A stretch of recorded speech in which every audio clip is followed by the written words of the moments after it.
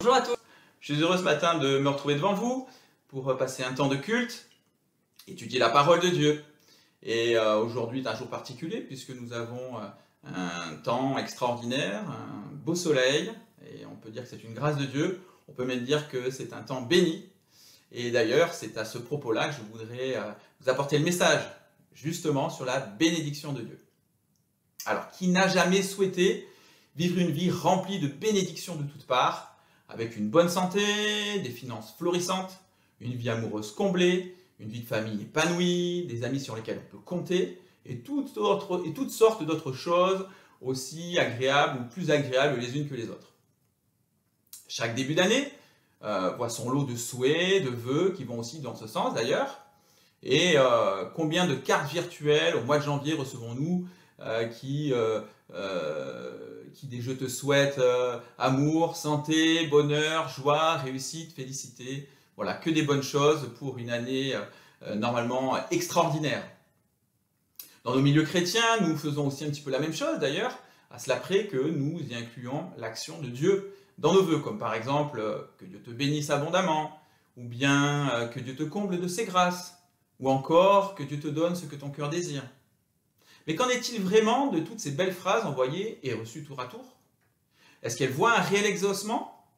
Et quelle est la portée de toutes ces paroles bien intentionnées? S'il est probable que les bonnes paroles du monde n'ont d'impact réel que celui d'apporter un sentiment de satisfaction et d'espérance, qui est aussi éphémère que la vie d'un trèfle à 4 feuilles qui vient d'être arraché de la bonne terre de son champ fertile, eh bien qu'en est-il de nos paroles de bénédiction qui sont prononcées au nom du Dieu Tout-Puissant? Eh bien, je vous propose ce matin de découvrir ce que la parole de Dieu nous dit sur ce qui est vraiment la bénédiction de Dieu et comment la recevoir. Alors, nous aborderons le sujet en 3 parties. Premièrement, nous définirons ce que c'est que la bénédiction. Ensuite, nous verrons la bénédiction de Dieu dans l'Ancienne Alliance. Et en 3e partie, nous verrons la bénédiction de Dieu dans la Nouvelle Alliance. Alors, la bénédiction, qu'est-ce que ça signifie? Qu'est-ce que ça veut dire? Eh bien, selon le dictionnaire Larousse, le mot bénédiction est tiré du latin ecclésiastique benedictio, qui est l'assemblage de bene, qui veut dire bien, et dicere ou dicere, ça dépend de la prononciation, qui signifie dire.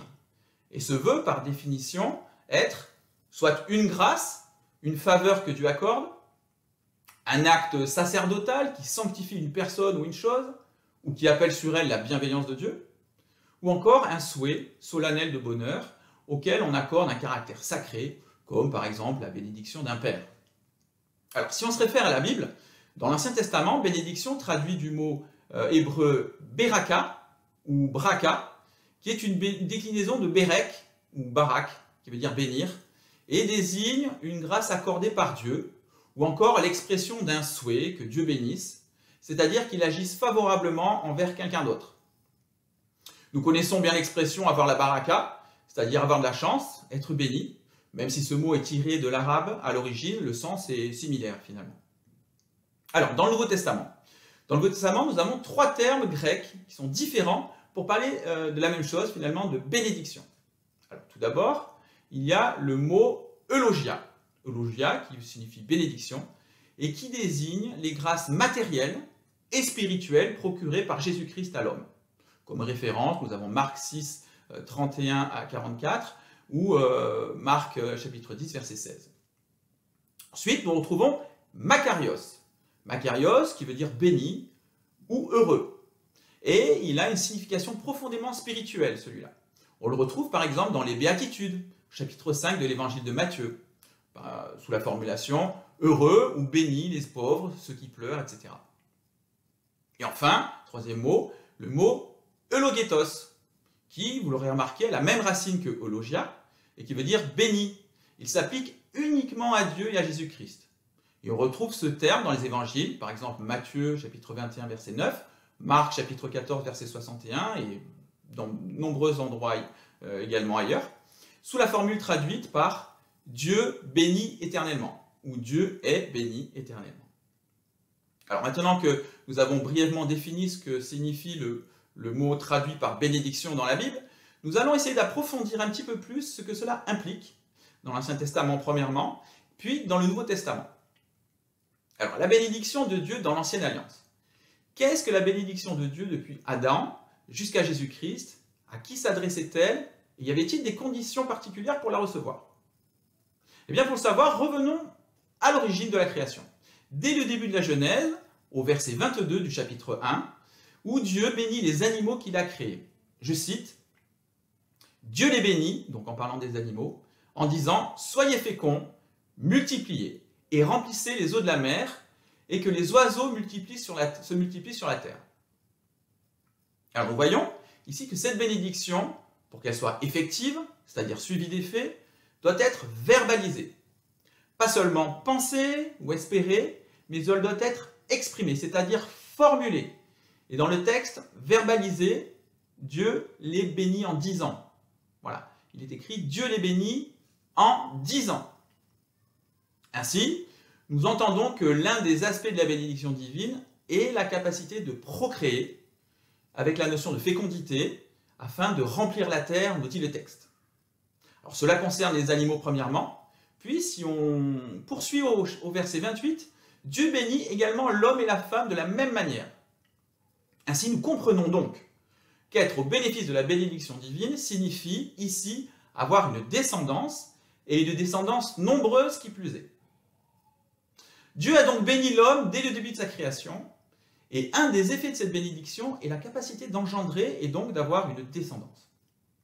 Alors nous savons que cette bénédiction s'est perpétuée par la suite, d'une parce que nous sommes là pour le constater, avec à peu près 7,8 milliards d'êtres humains sur Terre aujourd'hui, et que de fait, cette bénédiction s'adressait aussi à tous les hommes, sans aucune condition. Toutefois, si donc tous les hommes étaient au bénéfice de ce cadeau, au même titre que la pluie et le soleil qui font pousser les plantes, on retrouve ça dans l'évangile de Matthieu, chapitre 5, verset 45, une plus grande bénédiction était donnée pour le peuple de Dieu que le peuple de Dieu s'était choisi, c'est-à-dire le peuple hébreu, le peuple d'Israël.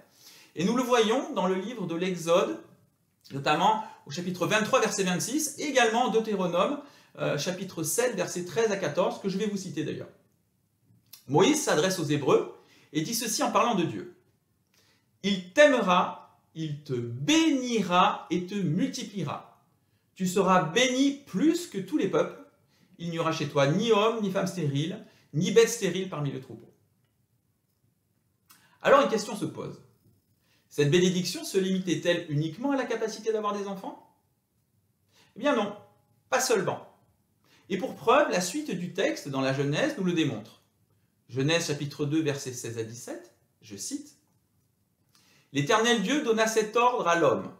Tu pourras manger les fruits de tous les arbres du jardin, mais tu ne mangeras pas le fruit de l'arbre de la connaissance du bien et du mal, car le jour où tu en mangeras, tu mourras, c'est certain. » Ah. Alors là, nous comprenons donc une chose, c'est que la vie, en opposition avec la mort, est aussi une bénédiction divine. Toutefois, cette bénédiction est ici clairement conditionnelle. Elle dépend directement de l'obéissance de l'homme à Dieu. Pour autant, si la vie est une bénédiction de Dieu, au même titre que la procréation, il y a aussi bien d'autres expressions de la bénédiction divine qu'Adam et Ève ne soupçonnaient d'ailleurs même pas. En effet, après avoir désobéi au seul commandement que Dieu leur avait donné, nous allons voir au travers des conséquences que cela a engendré, pour eux et pour leur descendance, quels étaient les autres effets de cette bénédiction dont ils étaient bénéficiaires et que malheureusement ils ont perdu. Lisons Genèse, chapitre 3, versets 16 à 19. Il dit à la femme, « J'augmenterai la souffrance de tes grossesses, tu enfanteras avec douleur, et tes désirs se porteront vers ton mari, mais il dominera sur toi. » Il dit à l'homme, « Puisque tu as écouté la voix de ta femme, et que tu as mangé de l'arbre au sujet duquel je t'avais donné cet ordre, tu n'en mangeras point, le sol sera maudit à cause de toi. C'est à force de peine que tu en tireras ta nourriture tous les jours de ta vie. Il te produira des épines et des ronces, et tu mangeras l'herbe des champs. C'est à la sueur de ton visage que tu mangeras du pain, jusqu'à ce que tu retournes dans la terre, d'où tu as été pris, car tu es poussière, et tu retourneras dans la poussière. » Alors la première conséquence directe de leur acte malheureux, finalement, a été de changer la bénédiction de Dieu en malédiction. Alors qu'est-ce que ce texte nous apprend sur la bénédiction première? Eh bien, Dans un premier temps, il s'agit de l'accouchement sans douleur. Dans le plan originel de Dieu, les femmes devaient donner naissance sans souffrance. Ensuite, nous découvrons un petit peu plus dans le texte, un peu plus bas dans le texte, qu'un des bienfaits de cette bénédiction était la parfaite harmonie dans le couple, avec une considération respectueuse réciproque, une égalité entre l'homme et la femme, qui est d'ailleurs confirmée par le fait qu'ils sont appelés Ish et Isha, c'est la même racine. Ensuite, la fertilité du sol, l'absence de mauvaises herbes, elle était aussi une résultante de cette bénédiction. Et je peux vous dire que j'ai pu en souffrir, moi, pendant mes années de jeunesse, à devoir arracher les mauvaises herbes d'entre les graviers du jardin de mon père. Il y a aussi l'absence de difficultés ou de pénibilité dans le travail, pour subvenir à ses besoins vitaux. Ça faisait aussi partie de la bénédiction de Dieu. Aujourd'hui, c'est un peu difficile. Allez demander un petit peu aux manœuvres qui travaillent en ce moment, bon, pas le dimanche, mais quoique, mais qui se travaillent toute la semaine en plein cagnard, je peux vous dire qu'eux, ils transpirent et ils la ressentent. Hein. Je pense qu'ils auraient bien aimé avoir la bénédiction de Dieu et travailler sans souffrance, sans douleur et à l'ombre de surcroît.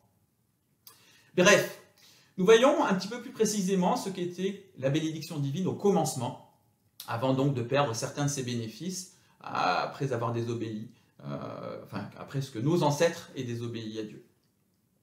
Mais alors, qu'est-ce qui s'est passé par la suite? Les êtres humains ont-ils pu bénéficier à nouveau de cette bénédiction? Certainement. La Bible nous le confirme d'ailleurs. Et la plus belle expression de sa bénédiction est l'offre de salut manifestée en Jésus-Christ.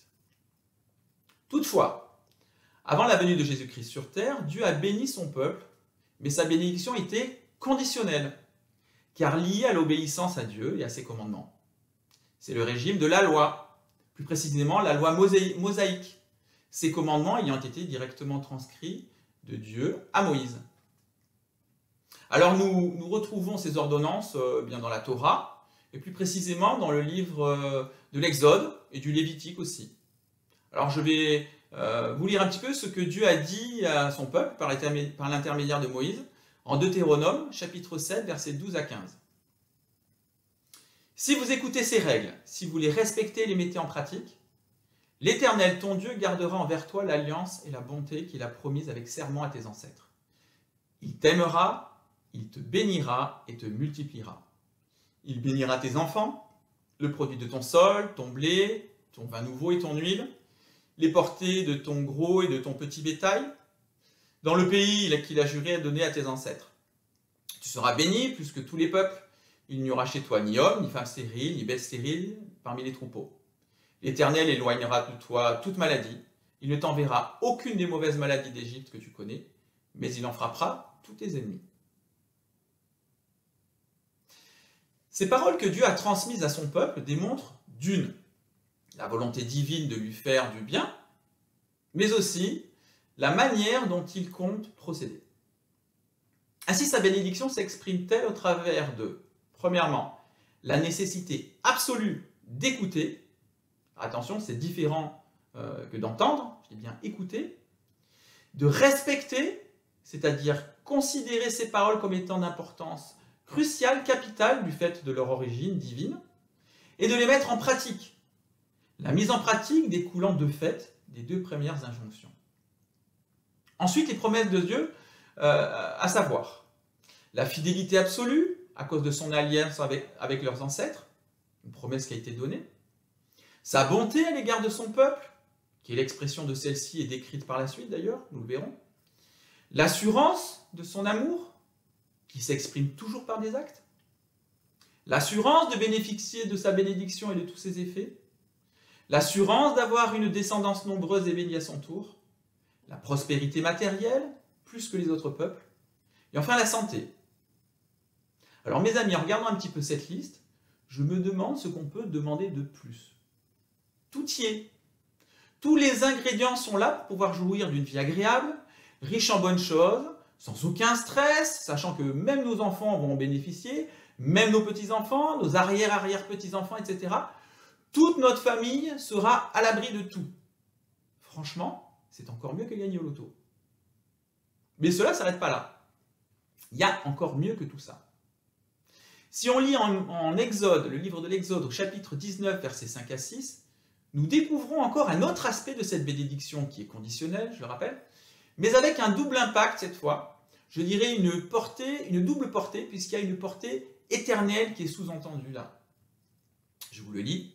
Exode 19, 5 à 6.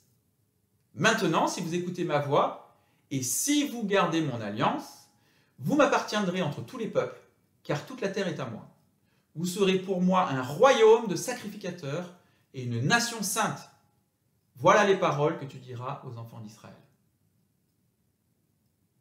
Alors nous voyons ici que cette bénédiction divine, qui est toujours liée à l'obéissance et à la fidélité de son peuple, est aussi associée au sacerdoce. Sacerdoce, c'est-à-dire le service de Dieu, la prêtrise. Et ça induit une dignité, une réelle valeur aux yeux de Dieu. Mais cela signifie aussi que le bonheur, selon Dieu, ne réside pas seulement au fait d'avoir des enfants, de jouir des bienfaits matériels sur la terre, mais qu'il est aussi lié au fait d'appartenir au Dieu Tout-Puissant et d'être en relation proche avec lui, en lui rendant un culte d'adoration. Quelle joie, quel bonheur et quel plaisir que de pouvoir lui exprimer directement notre reconnaissance au travers de nos louanges, de nos prières et de notre adoration. Pouvoir exprimer librement notre amour pour Dieu est un bonheur bien plus grand encore que celui d'exprimer son amour à ceux que nous aimons profondément sur cette terre. Alors à présent que nous avons vu de quelle manière Dieu bénissait son peuple et comment son peuple pouvait en bénéficier dans la première alliance, eh bien nous allons voir que Dieu a donné aux hommes de se bénir entre eux. Et nous retrouvons ainsi 4 types de bénédictions que les hommes prononçaient dans l'Ancien Testament. Premièrement, il y a les bénédictions d'usage, souvent des bénédictions de salutation. Ensuite, nous avons les bénédictions de reconnaissance, encore la bénédiction patriarcale, et enfin la bénédiction sacerdotale. Voyons déjà la bénédiction d'usage. Alors c'était la bénédiction qui était la plus fréquemment utilisée, car formulée en guise de salutation, ou bien en guise de respect envers quelqu'un de supérieur.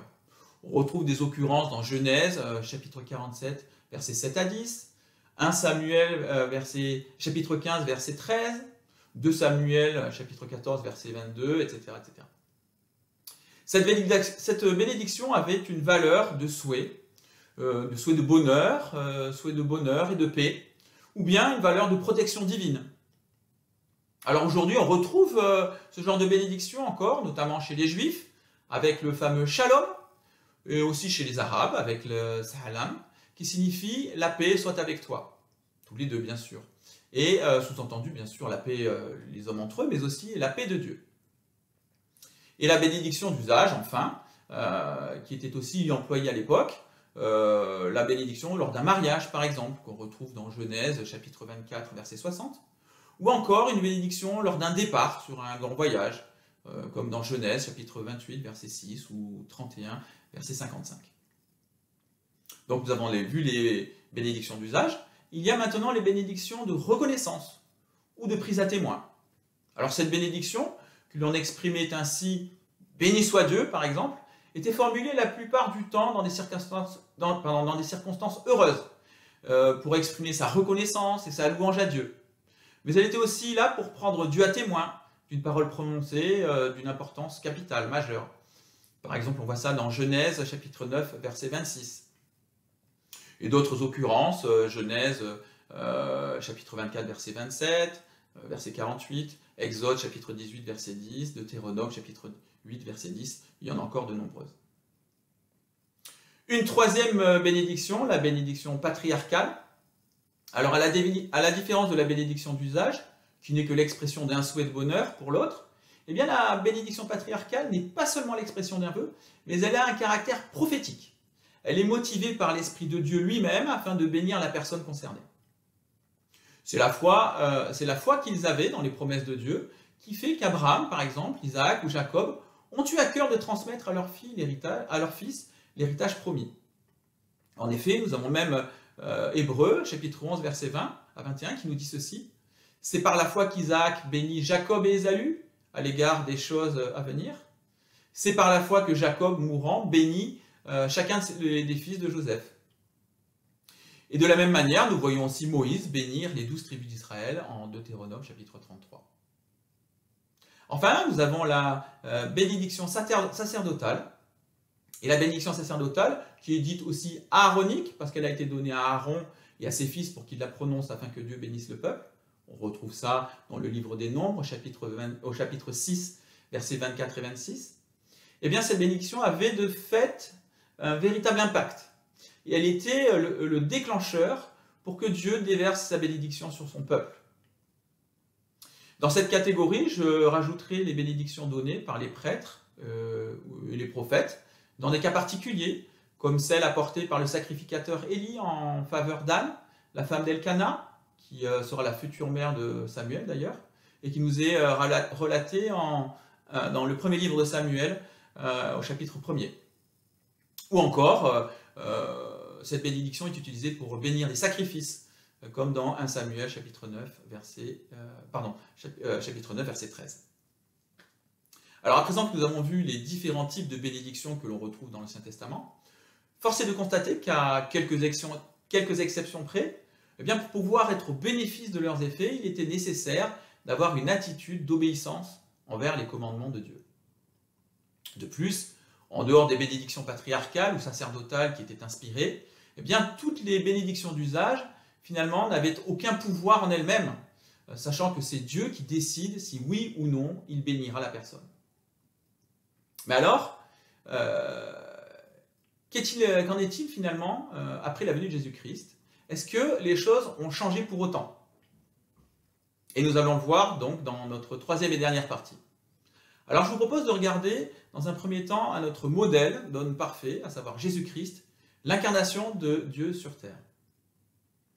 Jésus bénissait-il les personnes autour de lui? Bénissait-il le Père qui est au ciel? Eh bien nous allons le découvrir tout de suite. Mais avant cela, je voudrais quand même souligner une chose qui est extrêmement importante, je dirais même d'importance capitale. C'est-à-dire que Jésus-Christ lui-même est une bénédiction. Il est d'ailleurs la bénédiction de Dieu personnifiée. Il est l'accomplissement de la promesse de Dieu qui a été faite à Abraham plus de 2000 ans en arrière. Et nous le voyons à 4 reprises dans la Genèse, que ce soit au chapitre 12, verset 3, chapitre 18, verset 18, chapitre 22, verset 18, chapitre 26, verset 4, chapitre 28, verset 14, il est écrit « Toutes les nations de la terre seront bénies en ta descendance. » Et cette descendance, c'est Jésus-Christ, le Messie, le Sauveur du monde. Et nous le savons, nous en sommes sûrs, et nous avons une confirmation d'ailleurs dans le Nouveau Testament, dans le livre de Galates, au chapitre 3, versets 8 à 14. Par sa résurrection, par sa mort et par sa résurrection, Jésus-Christ a enlevé la malédiction qui pesait sur nous pour nous permettre d'être à jamais au bénéfice de la bénédiction divine. Et nous le voyons dans Galates 3, chapitre 3, versets 10 à 13, également dans le deuxième épître aux Corinthiens, chapitre 5, verset 21. Alors revenons donc à l'exemple de Jésus pendant son bref passage sur terre. Tout d'abord, il est à noter que Jésus est déclaré béni dans l'évangile de Marc, chapitre 11, verset 9, lors de son entrée à Jérusalem, et la foule s'exclamait ainsi « Hosanna, béni soit celui qui vient au nom du Seigneur ». Ce qui n'était pas moins que la citation du psaume 118, verset 26, qui disait ceci « Béni soit celui qui vient au nom de l'Éternel ». Et de la même manière, Dieu est souvent béni. Dans le Nouveau Testament, Luc chapitre 1, verset 68, Romains chapitre 1, verset 25, 2 Corinthiens chapitre 1, verset 3, etc. Et il sera même appelé le béni dans Marc, l'évangile de Marc, chapitre 14, verset 61. Alors en faisant mes recherches, eh bien, je suis étonné de voir que les occurrences où l'on voit Jésus bénir pendant son ministère, mais finalement sont très peu nombreuses, voire même rarissimes. Alors peut-être l'a-t-il fait plus souvent, mais cela ne nous a pas été rapporté. Pour autant, ces rares exemples se veulent être marquants et significatifs. Par exemple, dans l'évangile de Marc, chapitre 10, verset 16, Jésus bénit les enfants. À savoir que les enfants étaient peu considérés dans la société de l'époque, mais Jésus les met en avant pour démontrer une chose, il veut démontrer leur importance aux yeux de Dieu, mais aussi que la valeur de leur foi, qui est simple, est efficace, et que c'est comme ça que Dieu veut qu'on ait foi en lui. avec une foi d'un enfant. Oui, Jésus, en prenant ses enfants, en les prenant dans ses bras, signifie qu'ils ont de la valeur pour lui et il souhaite les bénir, il leur veut du bien. Il bénit aussi les disciples dans l'évangile de Luc, chapitre 24-50. Et c'est la seule fois d'ailleurs où nous voyons Jésus les bénir. Mais le moment est particulièrement bien choisi, puisque cela se passe après sa résurrection, juste avant d'être enlevé au ciel. Cette bénédiction est vraiment très importante, parce que ces disciples allaient se retrouver seuls sur le chemin de la foi. Ils avaient vraiment besoin d'une protection toute particulière. Et de plus, un des fruits de cette bénédiction, eh bien, fut l'envoi du Saint-Esprit, lorsqu'ils l'ont reçu peu de temps après. Nous voyons aussi Jésus bénir la nourriture, ou le pain, par exemple dans l'évangile de Marc, chapitre 6, verset 41, chapitre 8, verset 7, dans l'évangile de Luc, chapitre 24, verset 30. Mais cela peut être aussi interprété comme l'action de bénir Dieu, ou de lui rendre grâce pour ses bienfaits ou pour sa providence. D'ailleurs, les traductions, suivant les traductions, il traduit soit béni le repas, béni le pain, ou bien rend grâce, ou rend grâce à Dieu pour le pain ou pour la nourriture.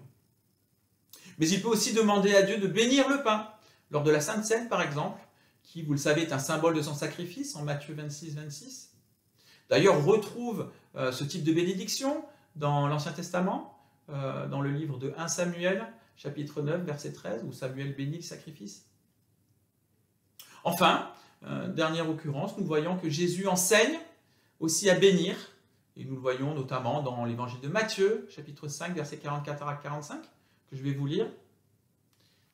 Mais moi, je vous dis, aimez vos ennemis, bénissez ceux qui vous maudissent, faites du bien à ceux qui vous haïssent, et priez pour ceux qui vous maltraitent et qui vous persécutent, afin que vous soyez fils de votre Père qui est dans les cieux.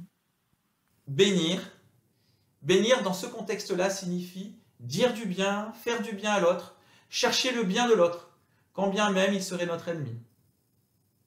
Chose qui finalement paraît être la plus difficile à mettre en pratique de tous ces commandements. Mais pour nous aider, souvenons-nous d'une chose, c'est que l'un des plus grands apôtres du 1er siècle, en l'occurrence l'apôtre Paul, fut au départ l'un des ennemis les plus redoutables des chrétiens. Alors ces paroles de Christ, si fortes de sens, ont vraiment impacté ses disciples. Et nombreux sont les enseignements qui ont été prodigués par la suite par les apôtres, encourageant à bénir même nos ennemis. Et on le retrouve dans l'épître aux Romains, chapitre 12, verset 14, dans la première épître aux Corinthiens, chapitre 4, verset 12, dans 1 Pierre, chapitre 3, verset 9, Jacques aussi, chapitre 3, verset 9 à 10.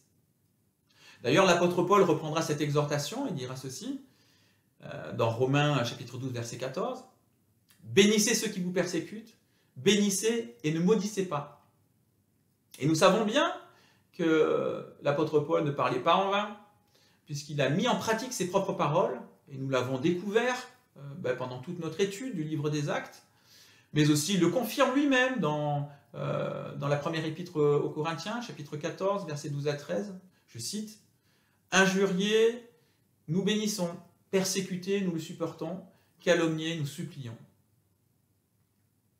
Alors je voudrais conclure cette deuxième partie en vous invitant à lire un passage qui est essentiel à propos de la bénédiction de Dieu dans la Nouvelle Alliance en Jésus-Christ, à savoir Éphésiens 1, chapitre 3, 14. Je ne lirai que le premier verset qui est finalement le point clé de tout le texte. Donc je vous lis Éphésiens 1, verset 3. « Béni soit le Dieu et Père de notre Seigneur Jésus-Christ, qui nous a bénis de toute bénédiction spirituelle dans les lieux célestes en Christ. »